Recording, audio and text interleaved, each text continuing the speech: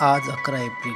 आज आपण मोहनथाल बर्फी बनवणार आहोत, जी की आपण हळदीच्या दिवशी यूज करणार आहोत स्वीट म्हणून.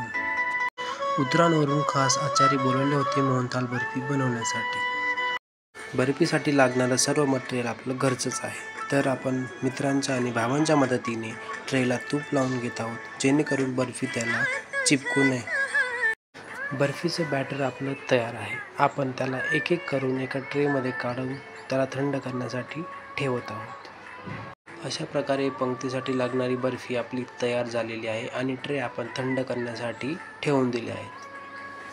टेस्टिंग केल्यानंतर समजलं की बर्फी खूप छान झालेली आहे आणि हळदीच्या दिवशीसुद्धा ही बर्फी सर्वांना खूप खूप खूप आवडली.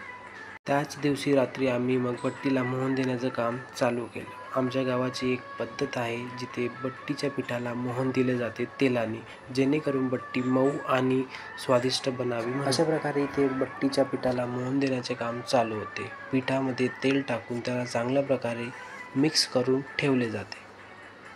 एका रात्रीसाठी हे पीठ साठवून ठेवले जाते. मग नंतरच्या दिवशी त्याला पाण्यात भिजवून त्याच्या बट्ट्या बनवून स्वयंपाक तयार केला जातो. अशा प्रकारे सर्वांच्या मदतीने आम्ही 1500 ते 1600 लोकांच्या जेवणाला लागणाऱ्या वरणबट्टीचं जेवण तयार केले. वरणबट्टी आणि वांग्याची भाजी.